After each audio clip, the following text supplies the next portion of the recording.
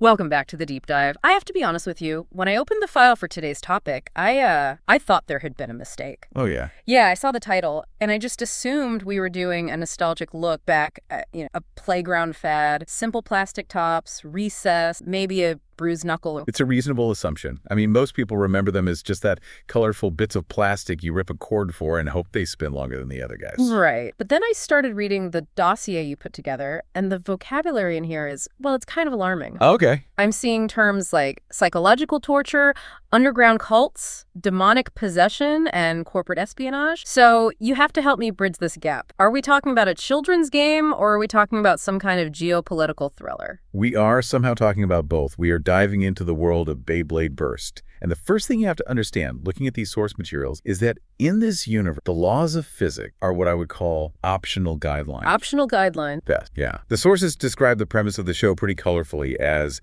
a high-tech cockfight, where friendship isn't measured by empathy or conversation, but by the amount of kinetic energy you can transfer into a chunk of metal and polycarbonate. That's a very vivid image. And looking at the notes, the stakes seem to have escalated just a little bit since the early days. We aren't just talking about kids on a sidewalk anymore. Not at all. No. We are talking about apocalyptic showdowns. We have these massive stadiums with thousands of spectators, giant screens, commentary teams. The whole infrastructure suggests that this is like the biggest sport on the planet. And the burst mechanic seems to be central to why the stakes feel so high. It is. Let's unpack that, because the show is called Beyblade Burst. What exactly is the burst? Is that just a cool marketing term? It's actually a fundamental mechanical shift in how the toys work, and it dictates the entire drama of the series. So in previous generation, if you go back to the Metal Saga or the original Plastic Gen, the goal was usually a sleep out, where you spin longer than the opponent, or a ring out where you knock them into a pocket. A battle of stamina or position. Simple enough. Exactly. But the burst system introduced a spring-loaded lash mechanism inside the top itself. The three layers, the top layer, the metal disc, and the driver at the bottom, they're all held together by friction and spring tension. Okay. So if the top sustains enough heavy impacts, or if the rotational torque just overcomes that friction, the spring gives out. Violent decompression. The top literally explodes into three distinct pieces. So you don't just lose the round, you get shattered. Viscerally shattered.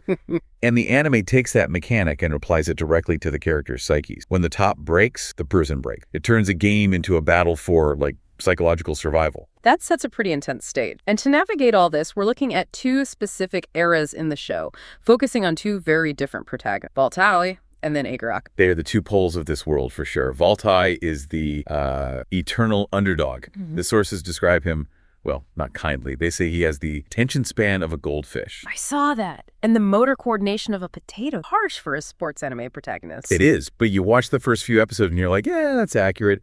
He's pure heart, absolute zero skill. And then later, we'll switch to Akabane, who is the complete opposite.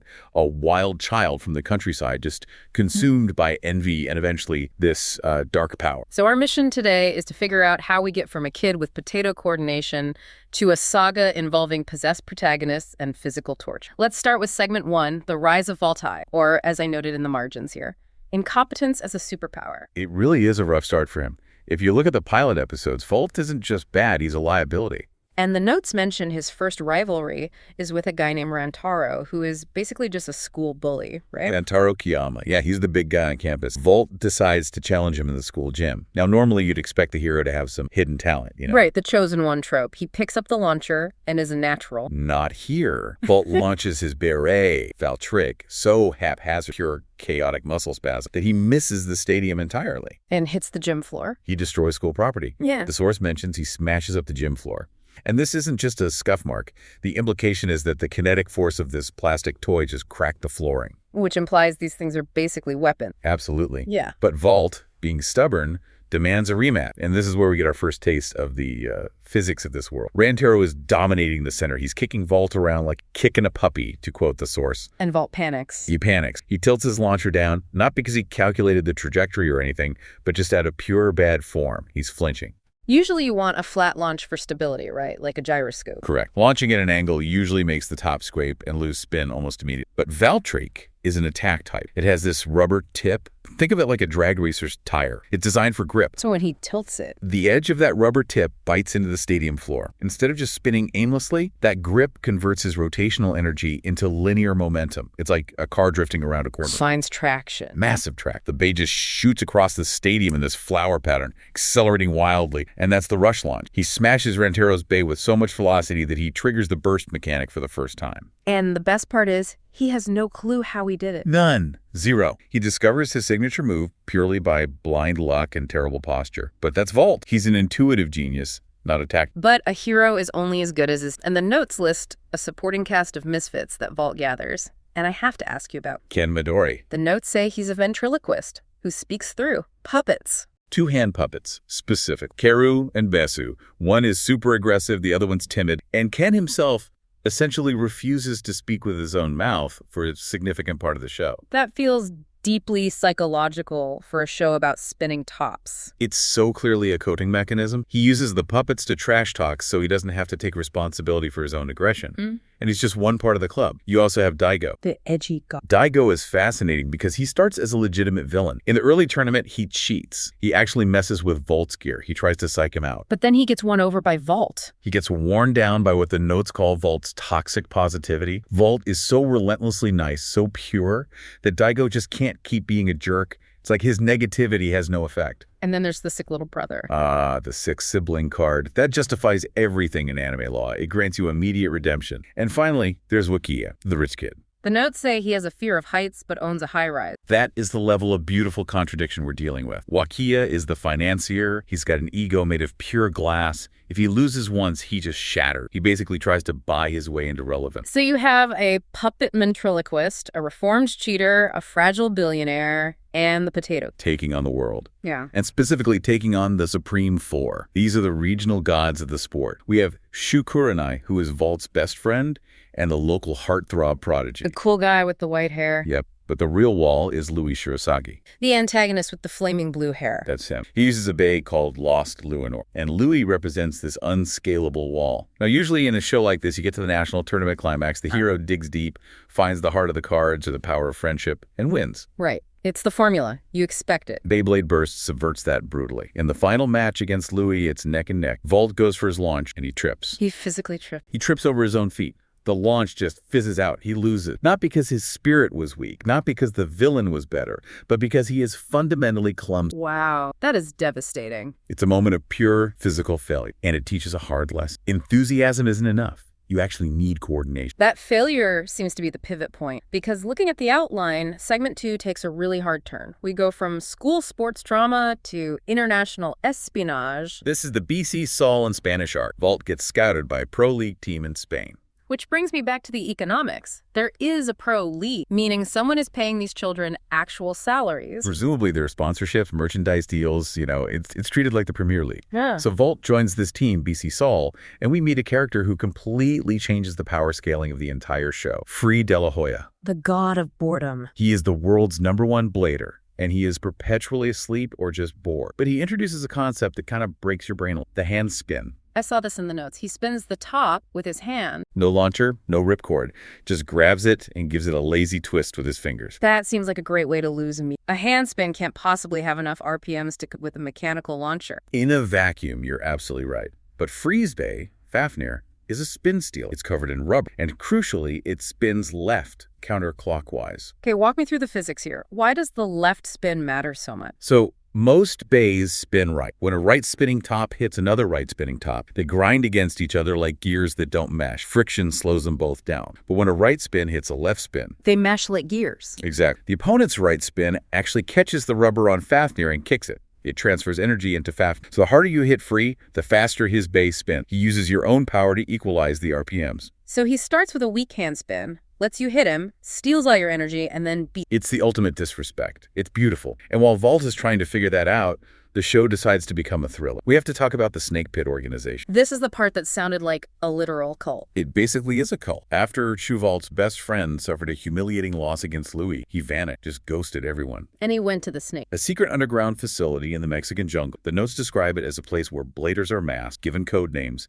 and forced to battle for survival. Who is funding? Is this a government black site for spinning tops? It's very unclear, but the intent is to create the ultimate soul. And out of this facility walks a new villain, Red Eye. A masked Darth Vader-esque figure. Complete with the voice modulation and the ruthless attitude. Red Eye doesn't just want to win, he actively destroys bays. And of course, the reveal, which is heartbreaking for the character, is that Red Eye is Shu. It's the classic Winter Soldier arc, the best friend brainwashed weapon. 100%. He's been consumed by his obsession with power. He's part of something called the Requiem Project to merge with his new bay, Bryson Rec. The show treats this like a biological hazard. So Valt has to go from tripping in the gym to storming a jungle base to save his friend from a psychological condition. That is the narrative arc, and it all culminates in the International Bladers Cup. This is the gathering of the gods. And I have to mention one participant, Joshua Burns. The Hollywood actor. Yes. Yeah. Joshua Burns is a massive movie star who participates in this death tournament while filming a movie about it. Filming during the battles. He has cameras following him in the arena. He treats his opponents like extras. It's an incredible satire of celebrity culture,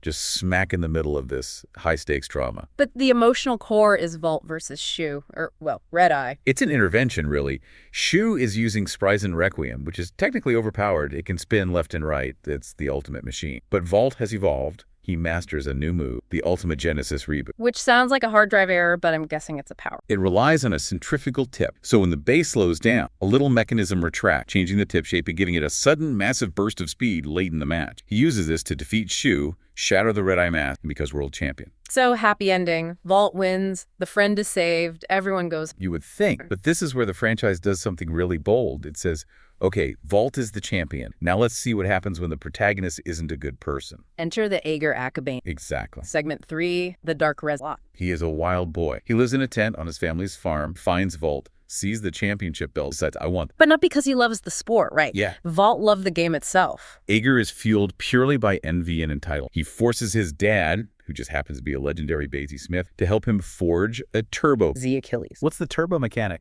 It introduces metal to the contact point. It's all about weight and brute force. And this brings us to the concept of resonance. In the first season, resonance meant being in sync with your bee, a positive thing. With Aiger, it becomes a possession story. The notes mention a dark aura. Literally. As Aiger gets stronger, he gets corrupted. His hair changes, his eyes glow, this purple energy just surrounds him. He stops having fun and starts trying to violently destroy his opponent's gear. And this leads to the moment that I think shocked a lot of viewers. Aiger versus Valt. The title match, Aiger the rookie challenges Valt, the hero we just spent 50 episodes rooting for, and Aiger wins. He beats the main character. He destroys him. He shatters Valtryek. The baby that Valt built his whole life around, the one that was his partner. Smashed to pieces. And the show frames this not as a victory, but as a genuine horror scene. The music is dissonant, the visuals are dark, Aiger's just screaming, he wins the title. But the clear implication is that he has lost his soul. He sacrificed his connection to the sport for raw power. So now we have a possessed protagonist who is technically the villain of his own story. Exactly. And to redeem him, the writers realized they couldn't just have him lose a match. They needed a villain so evil, so completely unhinged, that Aiger looks like the good guy by comparison. Enter segment 4, the Destroyer. V. The Angel of Destruction. Looking at his character design, he's an albino, very ethereal, wears this long white coat. He has a god complex that puts everyone else to shame. And his bae is Phoenix. Phoenix, which is fitting because it revives itself. But Fee's motivation is unique. He doesn't care about the belt. He wants to hear the sound of the opponent's bae shattering. He calls it feeding his darkness. He's a sadist. Oh, absolutely. And he goes on a path of destruction to systematically traumatize Aiger. First, he commits fratricide. Well, Beyblade fratricide. He battles his own brother, Hyde, who runs a place called the Dread Tower. Fee crushes Hyde's bae, Hades, and this is very metal. He absorbs the broken pieces to upgrade his own bae into Dread Phoenix. Wait, he cannibalized his brother's toy. He did. He fused the broken parts onto his own. Yeah. And then he goes hunting for the legacy characters. He battles Free De La Hoya. The unburstable Free. How? Phoenix has this heavy external armor ring. In the middle of the battle, Fee's bae ejects this metal ring at Fafnir. He turns it into a projectile. Like a grenade. Yeah. Slams into Fafnir, destabilizing it, knocking it off balance so it can't spin steel properly, and then he shatters it. He broke Fafnir. Then he goes after Shu. He shatters Spryzen into dust. He is systematically destroying every hero from the previous season just to show Aiger, your mentors cannot save you. That is heavy. So Aiger hits rock bottom. His own bae, Achilles, eventually gets destroyed by Phi. He's left with nothing. And this sets up the redemption arc. Aiger has to rebuild, but he can't just rebuild the toy. He has to rebuild his entire mindset.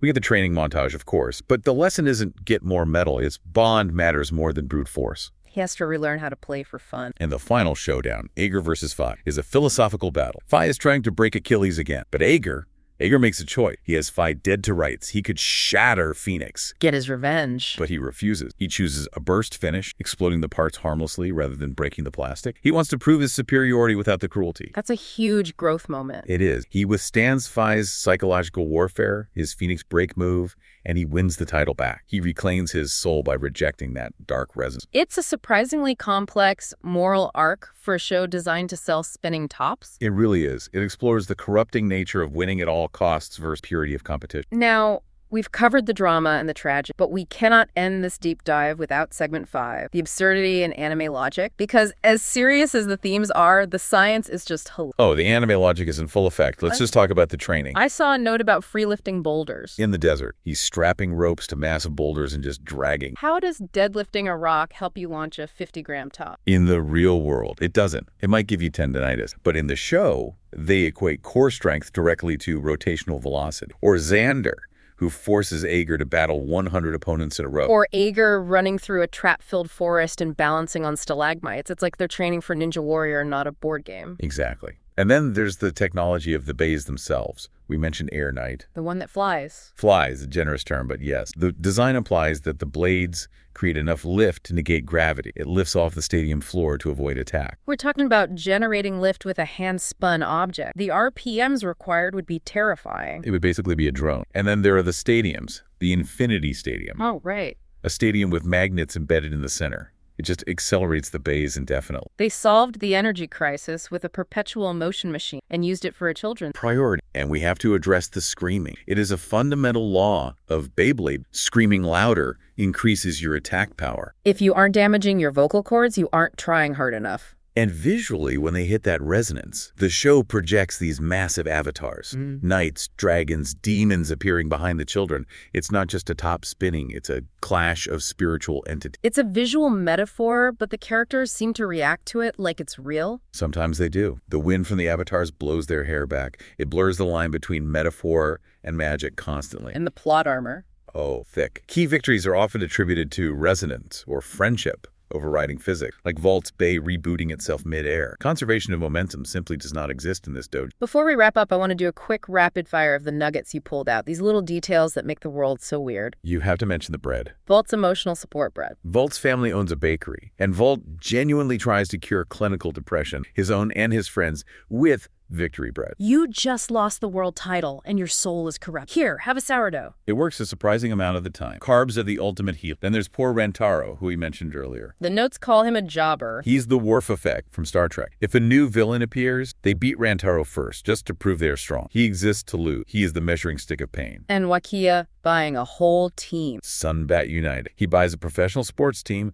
just to stroke his ego. He is the Elon Musk of Beyblade. And the injury drama. Shu's shoulder. The recurring plot point of Shu's shoulder rotting or being injured from overpractice. He has to switch launching hands. It adds this layer of physical peril to a non-contact sport. It tries so hard to be a boxer. It succeeds in its own weird way. So let's zoom out. What does this all mean? We've gone from a gym floor to the snake pit to the world title. If you look at the trajectory, Beyblade Burst is a story about escalation and corruption. It starts with the simple joy of play vault. Just wants to have fun. But as you get better, the systems, the leagues, the organizations, the obsession, they all try to corrupt that. It becomes about power. Exactly. Shu gets corrupted by the desire for perfection. Aiger gets corrupted by the desire for dominance. Fi represents the ultimate endpoint of that, destruction for the sake of destruction. And Valt remains the anchor, the true north. Valt represents the pure ideal. The fun and friendship aren't just cheesy catchphrases. They're the actual mechanics that defeat the possession. The series argues that if you aren't having fun, you've already lost, even if you win the match. That's surprisingly profound. It's a rejection of the win-at-all-costs mentality. It is. Fun is the ultimate weapon. Well, there you have it. A world where tops explode, demons are real, and bread prescient. It's been a wild ride. Definitely one for the book. I want to leave you with one final thought to mull over. We've talked about the stadiums, the destruction,